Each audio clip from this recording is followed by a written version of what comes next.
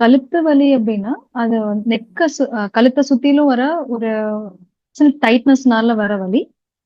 அதனால வந்து ரொம்ப டிஸ்கம்ஃபர்ட் இருக்கும். அ அவங்களால வந்து ஃப்ரீயா நெக்க வச்சிருக்கதே ரொம்ப கஷ்டமா இருக்கும்.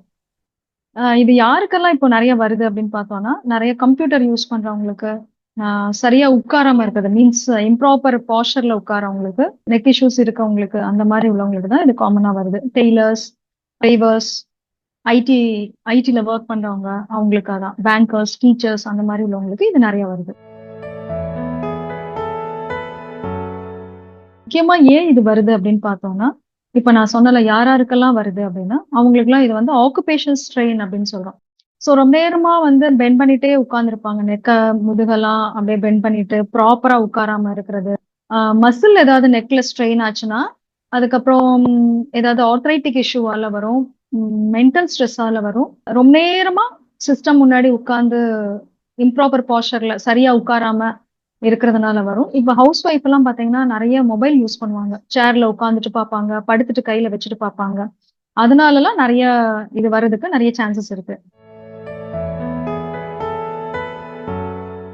ஆக்சுவலா இப்ப வந்து பிசியோதெரபிஸ்ட்ட வந்து பார்க்கும்போது என்ன பண்ணுவோம் நாங்க அப்டின்னா, அவங்களுக்கு வந்து நெறைய போஸ்சர் கரெக்ஷன் எக்சர்சைஸ் வந்து டீச் பண்ணுவோம். எதனால வருது அப்படின்றத ஃபர்ஸ்ட் நம்ம அப்சர்வ் பண்ணணும். எதனால வருதுன்னா, அவங்க இம்ப்ராப்பர் போஸ்சர் ஃபாலோ பண்றதுனால வருது. ஸோ அவங்களுக்கு வந்து அந்த எப்படி உட்காரணும், கரெக்ட்டா உட்காரணும். மொபைல்லாம் வந்து எப்படி யூஸ் பண்ணணும். இப்போ மொபைல் யூஸ் பண்றோம் அப்படின்னா, உட்கார்ந்து நல்ல ஒரு சேர்ல கம்ஃபர்டபுளா சாஞ்சு மொபைல ஒரு ஸ்டாண்ட்ல வச்சுட்டு பார்க்கணும். ஆ ஸ் படுத்துட்டு கையில வச்சுட்டு பார்க்கக்கூடாது அது. அப்புறம் கம்ப்யூட்டர் யூஸ் பண்றவங்க வந்து நல்லா ப்ராப்பரா ஃபுல் பேக் சப்போர்ட், நெக்கு அதாவது முதுகு, கழுத்தெல்லாம் நல்லா ஃபுல் சப்போர்ட்ல இருக்கணும்.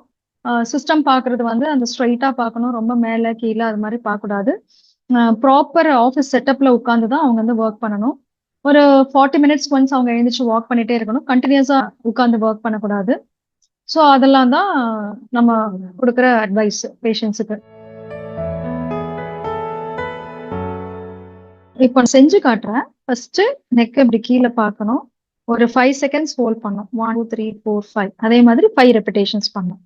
தென் மேல பார்க்கணும். சீலிங்க பார்க்கணும். 1, 2, 3, 4, 5. 5 seconds holding, 5 repetitions. Turn 1, 2, 3, 4, 5. Then left turn 1, 2, 3, 4, 5. So இதெல்லாம் இந்த எக்ஸர்சைஸ்லாம் வந்து எப்படின்னா பெயின் ஃப்ரீ லெவல்ல தான் வந்து பண்ணணும். எடுத்தோனமே ஃபுல் ரேஞ்ச் ட்ரை பண்ணக்கூடாது. இன்னும் சில எக்ஸர்சைஸ்லாம் இருக்கு. இதான் வந்து பேசிக் எக்ஸர்சைஸ். எப்போ பார்ப்போம் அப்படின்னா, ஒரு நெக்ல ரொம்ப டிஸ்கம்ஃபர்ட்டா இருக்கு, ஸ்ட்ரெயினா இருக்கு. அவங்க ஃப்ரீயா உட்கார முடியல. சம்டைம்ஸ் பெயின் வந்து அப்படியே ஃபுல்லா ரேடியேட் கைக்கு, காலுக்கு வருது. அந்த மாதிரி இருக்க சிச்சுவேஷன்ல வந்து கண்டிப்பா பிசியோதெரபிஸ்ட்ட மீட் அப்போ அவங்க என்ன பண்ணுவாங்கன்னா, அவங்களுக்கு அந்த ட்ரீட்மெண்ட்லாம் பிசியோதெரபி ட்ரீட்மெண்ட்லாம் பண்ணி, அந்த பெயின் எல்லாம் நல்லா ரெடியூஸ் பண்ணி, மசில் எல்லாம் நல்லா ரிலாக்ஸ் பண்ணிட்டு, போஸ்டர் கரெக்ஷன் டீச் பண்ணுவாங்க.